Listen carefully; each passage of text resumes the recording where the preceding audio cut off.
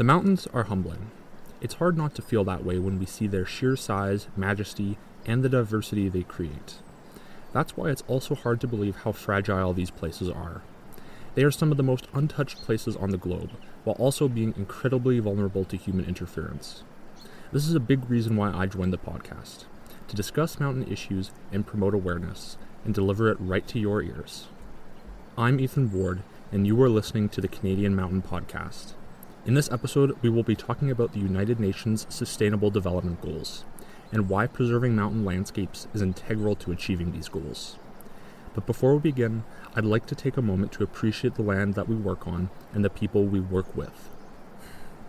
The Canadian Mountain Podcast acknowledges that our conversations engage with diverse knowledge holders who live and work on unceded land and treaties 1 to 11 of Indigenous peoples. We also recognize the historical and ongoing oppression that many different cultures, lands, and nations have continuously faced within Canada. We hope to continue our work to help decolonize, change, and inspire media platforms to further collaborate with Indigenous peoples through storytelling and partnerships.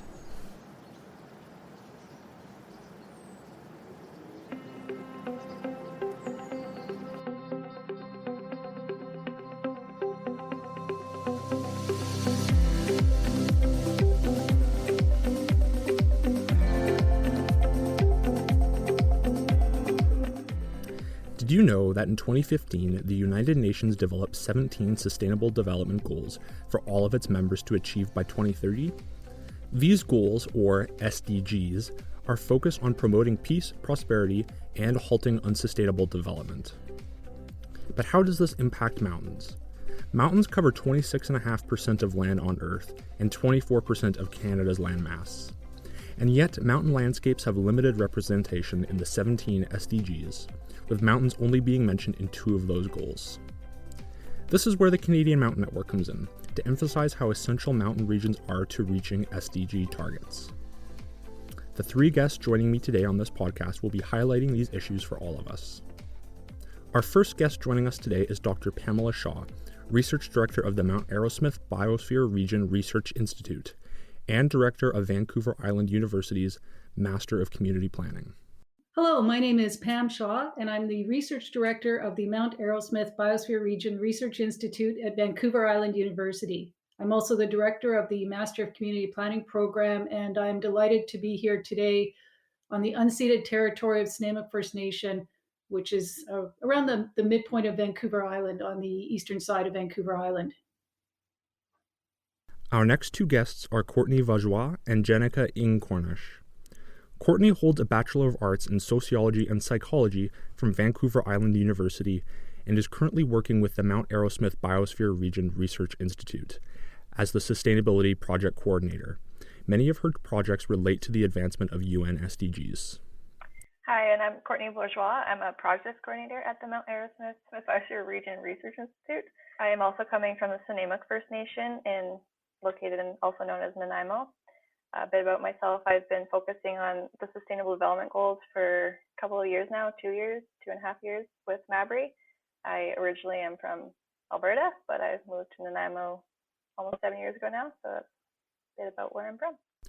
Jenica has a Bachelor of Science in Geoscience and is also working with the Mount Aerosmith Biosphere Region Research Institute as a Senior Research Assistant. Hi, my name is Jenica Ng-Cornish. I am a Senior Research Assistant at the Mount Aerosmith Biosphere Region Research Institute, and I am coming to you today from the Chemainus First Nation, which is which is just a little bit south of Nanaimo, so about 20 minutes south of Nanaimo, so slightly different unceded territory that I'm coming from today. So to start off, there's a lot of people who might not know what sustainable development goals are or what their purpose is or why they're important. So I wanted to take that time to start us off to take kind of a crash course in SDGs, a little SDG 101. My first question is for you, Courtney. What are SDGs?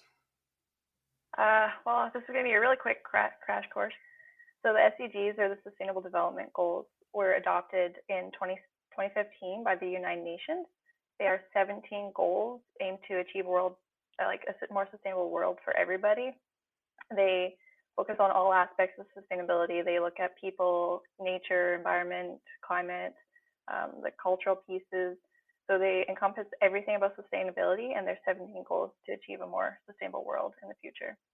They follow the Millennium Development Goals, which were adopted in 2000 by the United Nations.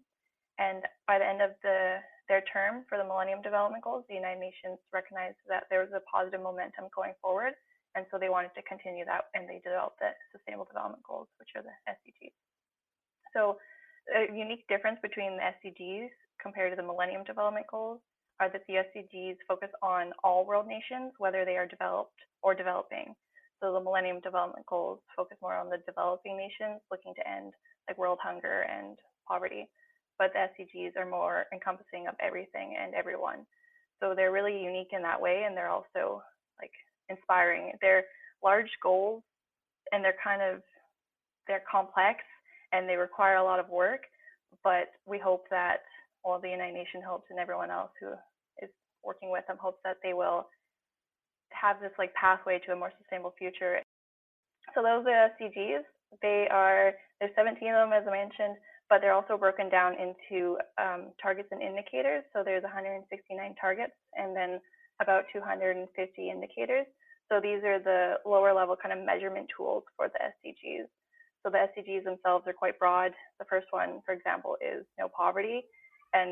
But like, what does no poverty mean? So then you use the targets and the indicators kind of to break it down and understand the different levels and topics underneath that.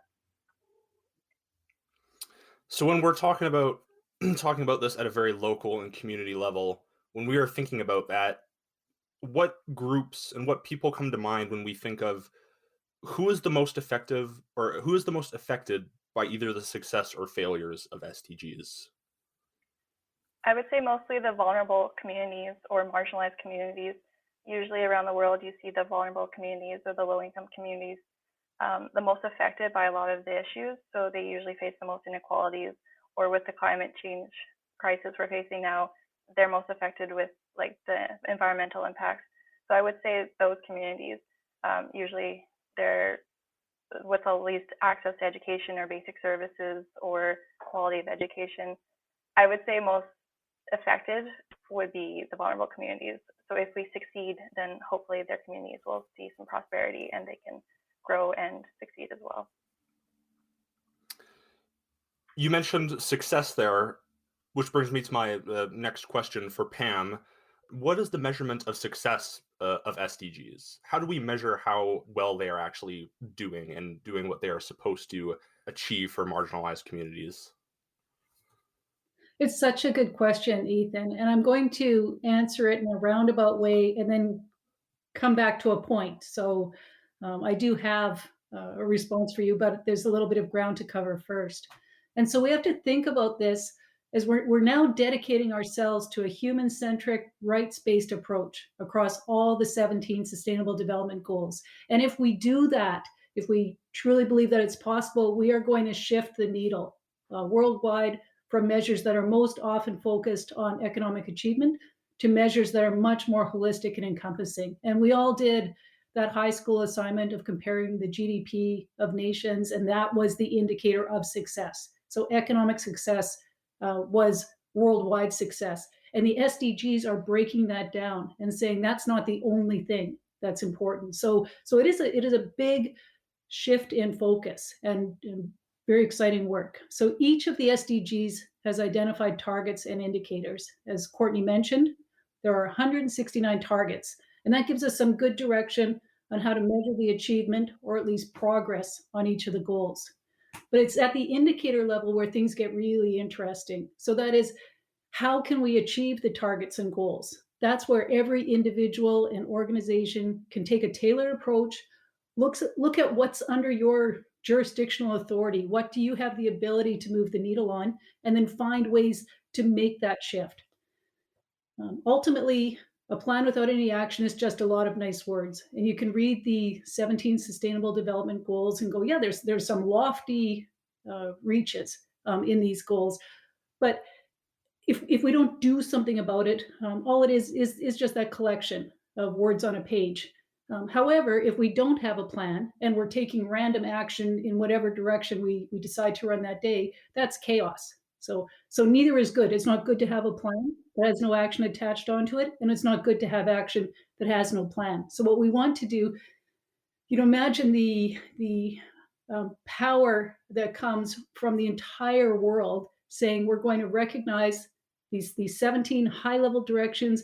We're going to trace a line from those goals into targets, into indicators, and then ultimately into local actions. Because that's really all any of us can do, is to do something that we have control over locally, that we can move the needle on, that we can shift and make change happen. So I'll go back to your question: what is the measurement of success for the SDGs? And there isn't one answer. So I think that's sort of patently obvious in it.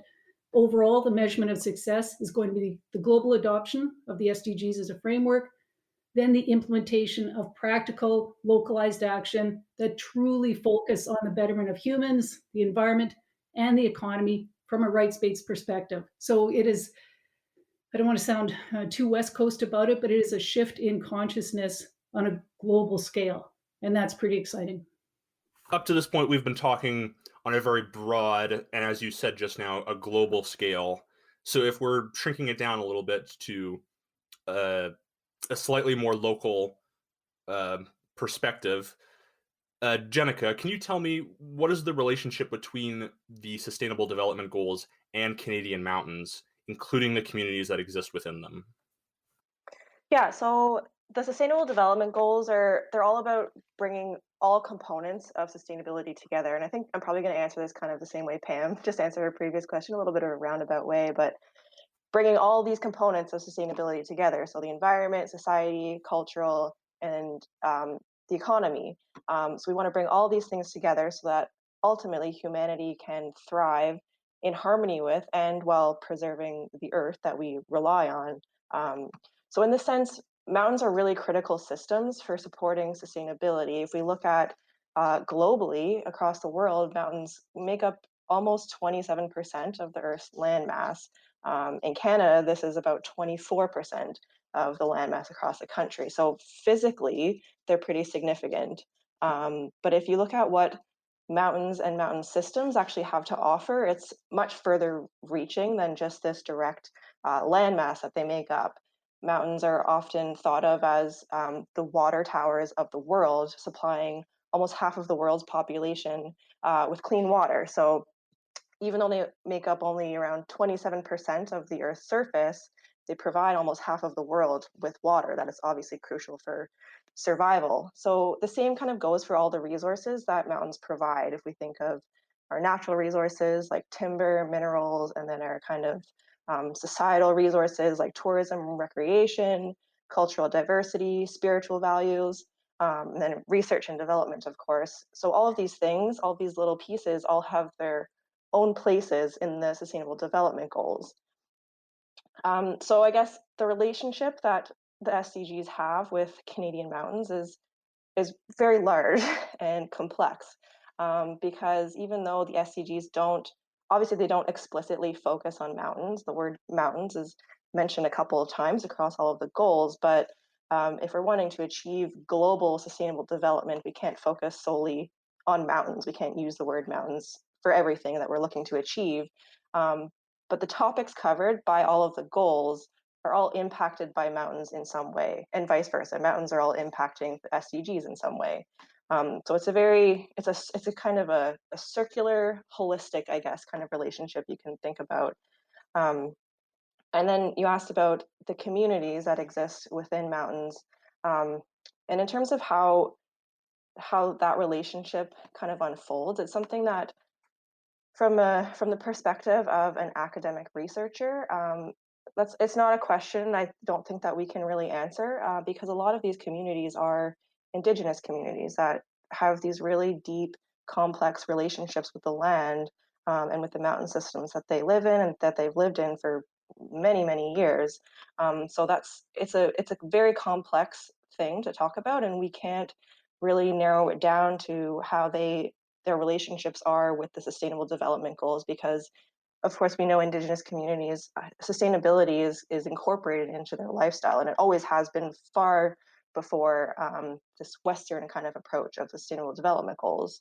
But we do know that mountain communities, of course, they rely on the same resources that everyone across the world relies on. They have that more, I guess, direct relationship with the mountains that they're living in. So they, of course, rely on the land, the water, the resources to sustain themselves. And we know that mountains are particularly vulnerable systems when it comes to how the world is changing. So looking at the climate crisis, mountains are in danger, really, of the climate crisis. Things are changing rapidly in these systems. So the communities that live directly in mountains, they're most vulnerable to the changes that are being experienced across the world when it comes to climate change and biodiversity loss. Um, but again, we need to think about more of a kind of a broad scope of the sustainability, and not just looking at how environmental changes are impacting the systems and the communities that live there. So the communities that live in mountains, the SDGs, I guess you could say that they relate to, I suppose, they range across all 17 of the goals. So you can think about no poverty, zero hunger. Those things are really important. They really are truly important in mountain communities, because mountains are a livelihood for these people. And you can also think about how mountain systems impact reduced inequalities, of course, climate action, and then all the way to goal 17, which is partnerships for the goals, which bridges everything together. And it helps to kind of allow people to think about things in a more kind of a network approach to achieving sustainability and the sustainable development goals. So yeah, that's a very roundabout way of answering, but it's a complex relationship, really, all in all. So now, moving specifically to the Canadian Mountain Network, Pam, can you tell me a bit about how are SDGs applicable to the Canadian Mountain Network specifically? Yes, I can. Thanks for the question, Ethan. And so the Canadian Mountain Network is a federally funded network of centers of excellence. It is a partnership of projects that span across Canada from sea to sea to sea. And the projects themselves focus on a very diverse and wide range of topics. And overall, when we look at all the projects together and what each project is about, takes a holistic approach to understanding what is happening in fragile and contested mountain environments. That's the um, linchpin that holds us all together, is this idea of what is happening in these very special places on the Earth's surface. So the Canadian Mountain Network is a federally funded and research-based initiative, and so as that this federal government created entity, the Canadian Mountain Network is well positioned to contribute to Canada's commitments to achieving the 2030 agenda. And the federal government has made a strong commitment to Canada being part of the achievement of the SDGs overall. And so we as researchers, we as citizen scientists, we as community members, we can all contribute to what Canada is trying to do to, if I can use the term again, shift the needle to a more holistic and sustainable future. In addition, the Canadian Mountain Network has made a real commitment to Indigenous-led research and research that contributes to reconciliation, equity, and inclusion. It really is a new approach to research that fully commits to two-eyed seeing and operating from a new lens based in community-based research. So it's a shifting from old style research that was generally of benefit or interest to the researcher. So me as a researcher saying, this is what I'm interested in, and I want to research this because it answers a question that I have. And so it's instead completely reversing that narrative and seeking to investigate research that looks at local issues and why things are unfolding the way they are in these very fragile and contested spaces. So it's a complete shifting of how research has been approached in the past, and I'm so delighted that we were selected to be part of the Canadian Mountain Network. It's a network that's letting go of past colonial legacies in research. Research in the past that was generally about quantifying, about classifying, that didn't recognize local knowledge, the importance of citizen-led knowledge and Indigenous knowledge. And we're moving into a future of research that fully recognizes the value of qualitative work, of traditional knowledge, research that's much more inclusive and ultimately a benefit to the wider landscape, and not just a vehicle to achieve more research funding in the future. And so much of past research is really, if I can be so blunt about it, about the researcher trying to gain a name for themselves in a particular area of research so they can attract more funding in the future for it. And I feel strongly the Canadian Mountain Network has turned 180 degrees to saying, no, we're working on research that's of local interest, local benefit, and will ultimately move us all closer to these holistic, ideals of conservation and sustainable development. So now that we've mentioned the Canadian Mountain Network, and we finished our crash course, SDG 101, we're going to be moving into how the network is working to achieve sustainable development goals. So, so Pam, moving back to you again, tell me about the Canadian Mountain Network's SDG project. And so early on, we started talking about this among the partners in the Canadian Mountain Network, and the executive, the leaders in the Canadian Mountain Network were early arrivers to the idea of, we think that the work that's being done as part of the network could contribute to this overall global agenda. And so this wasn't some sort of idea based in struggle or selling commitment to the SDGs. It really kind of holistically rose up out of the work that people were already doing and out of the philosophy of the Canadian Mountain Network, the ethos of the network, I would say, for it. So we got involved at Vancouver Island University through the Canadian Mountain Network and the Sustainable Development Goal Project because of the work we were already doing at VIU. So faculty, staff, and students were early adopters of the enthusiasts, I would say, on the Sustainable Development Goals. It was very much a student-driven initiative. There's been longstanding interest in sustainability at VIU that has been advanced through a student-led sustainability committee, longstanding student-run community garden on campus, and even a recent student-led initiative that had VIU designated through Bee City Canada as a bee-friendly campus. And I would clarify, when I'm saying a bee-friendly campus, I do not mean the letter grade, because that's often what people, you're settling for bees? No, we're an A+ campus for sure. But I'm talking about the pollinators and worker bees, and we are now one of the bee-friendly campuses. I believe there's 7 in Canada that have joined Bee City Canada.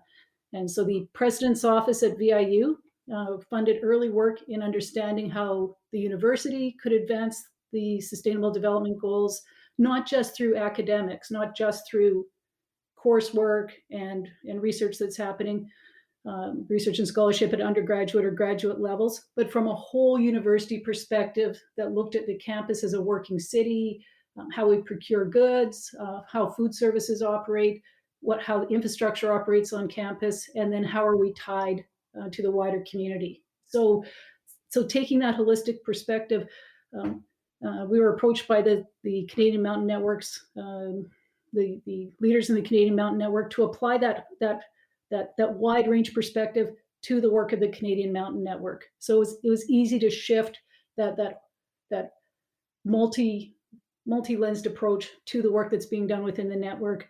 And again, how can we tie together what seem to be very diverse projects covering a lot of ground, but how do we suss out those ties to these 17 overall goals? How do we see how they tie to targets and indicators?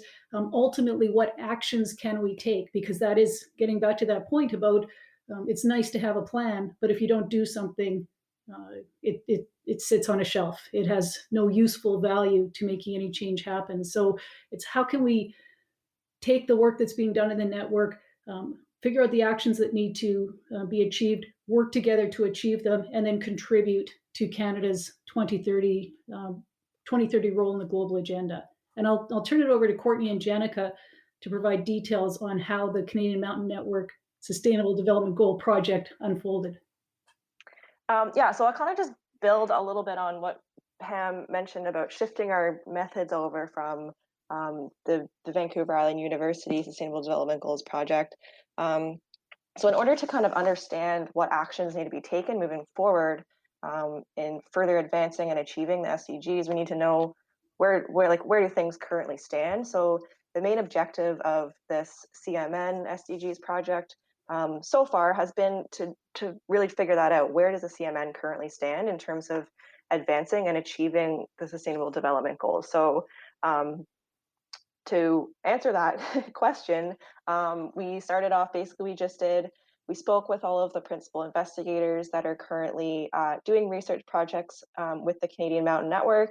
We learned just more about the individual research projects, and then we kind of try to tie those all together to figure out how collectively, how is the CMN as a network advancing the Sustainable Development Goals. So the CMN is more than just these individual research projects as well. They have many initiatives that are advancing different components of sustainability. So we really just took a dive into everything that the CMN is doing. And then we just worked to kind of put those into, I guess, I don't want to say categories, but kind of categories that identify how those certain things are achieving targets and indicators throughout the 17 SDGs. So far, that's what we've done, and we have some kind of preliminary idea of where the CMN is, but there's definitely a lot more work to be done still. So moving on to another project, Pam, can you tell me about your work on the View from 2117 and how that relates to SDGs, how that specific project relates to SDGs, and which SDGs are being addressed? Sure, I'll explain the project first. So what we're looking at in the View from 2117 is the ways in which individual and collective behavior, population growth, regulations and regulatory regimes with different levels of government, and societal change have affected and will affect First Nations, mountain communities, mountain environments, and mountain economies over the next century. And so we're focusing our work on the Mount Aerosmith Biosphere region. And so the region is located on the east side of Vancouver Island, north of Nanaimo, if you're looking to get your bearings, and centered on Mount Aerosmith, which is the highest peak in the southern range of mountains on Vancouver Island. The Mount Aerosmith Biosphere region is one of 18 biospheres across Canada. So these are regions we already mentioned, designated by the United Nations under the Man in the Biosphere program. And so we are one of 714 biospheres in 129 nations across the world. And so it's a geographic boundary that's drawn on the Earth's surface for places that are special or different, that there's some condition within the biosphere that's worthy of consideration or recognition.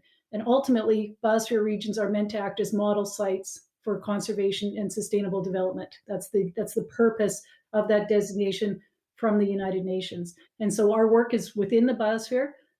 First of all, that's what we're hoping ultimately that will be of interest to a much wider landscape. So I mentioned the two themes that all biospheres work toward, sustainable development and conservation.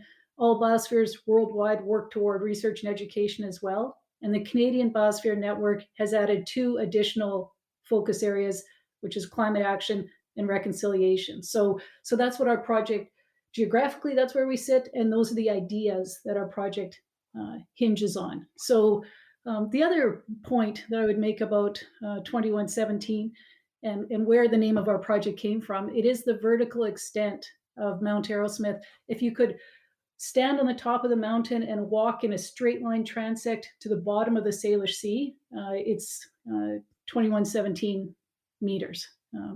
That is the vertical extent that you will, if you could walk that distance, which would be very difficult to do. There are many hazards in your way, but that's the idea. So if you could walk that transect, you would cover virtually every ecosystem and land use that you would find on Vancouver Island. So you can imagine walking that straight line distance. You would move through alpine meadows that are the home to Vancouver Island marmots. You'd walk through Garry Oak ecosystems, among the most impacted ecosystems, down to less than 5% of what originally existed on Vancouver Island. You'd walk through every form of human habitation and land use and then you would make your way through various stratas in the Salish Sea to the bottom of the ocean. So you can imagine this transect of use, and then also imagine at the same time that 2117 is the time frame that we're considering. So we're looking out about 100 years is where the project came from. We're trying to understand the interconnectedness of people, economies, cultures, the different environments, and then how can we take a long-term approach to positively impacting what happens in the future. So from an SDG perspective, life on land, life below water, those are the two obvious SDGs that you would immediately see are applicable to the goals of our work. But as Courtney mentioned, the goals around sustainable development, climate action, quality education, reducing inequalities, and finding work for all are very closely tied to what we're trying to achieve. So there's many of them that you can draw that direct line connection to what we're proposing to do as part of our project and the SDGs. So we're looking at demographics, qualitative and quantitative field research, psychological assessments on how people feel about being in nature. How does nature contribute to your quality of life? We've got a big project happening on that. Ultimately, we're hoping to have an impact on government policies, on procedures, on defining new best practices. Ultimately, we're hoping to change regulatory environments for how we shape and allow human actions in these terribly fragile ecosystems. And then hopefully our work will be of use to other fragile and contested spaces on the Earth's surface, that there'll be a transferability of knowledge, a transferability of practices that come out of this. And ultimately that at some point in the future, we'll be able to look back and say, because we were members of the Canadian Mountain Network and worked with our partners and learned from our partners, we made practical and real change happen in this place.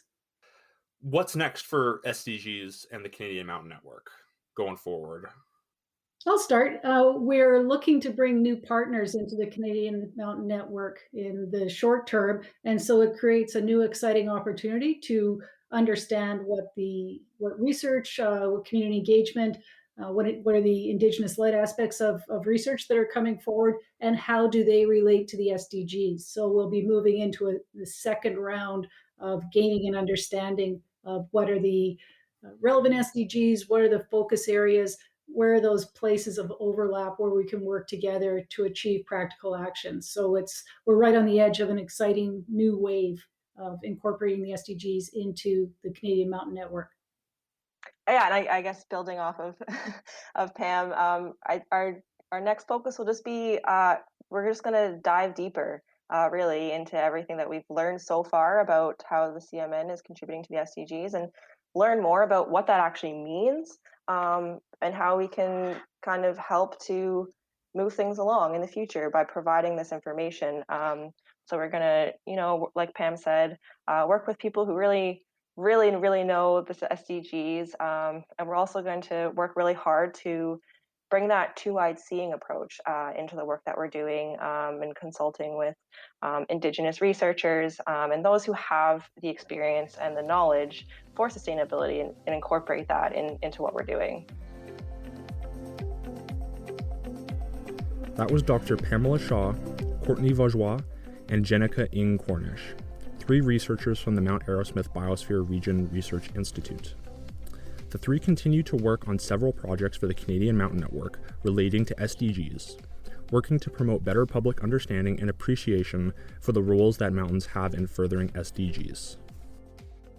That's it for this edition of the Canadian Mountain Podcast in partnership with Mount Royal University. Thanks for listening. This podcast was produced from Treaty 7 territories, of which is immersed in ancient culture and storytelling.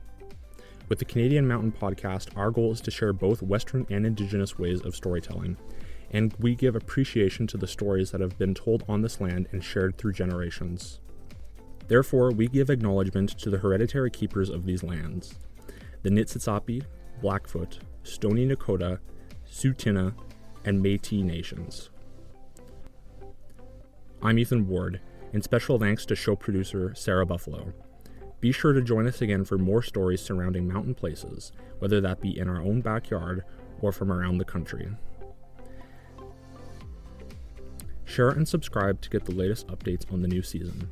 and be sure to tell your mountain-loving friends and colleagues. You can find us wherever you find your podcasts, and you can learn more about the Canadian Mountain Network at canadianmountainnetwork.ca.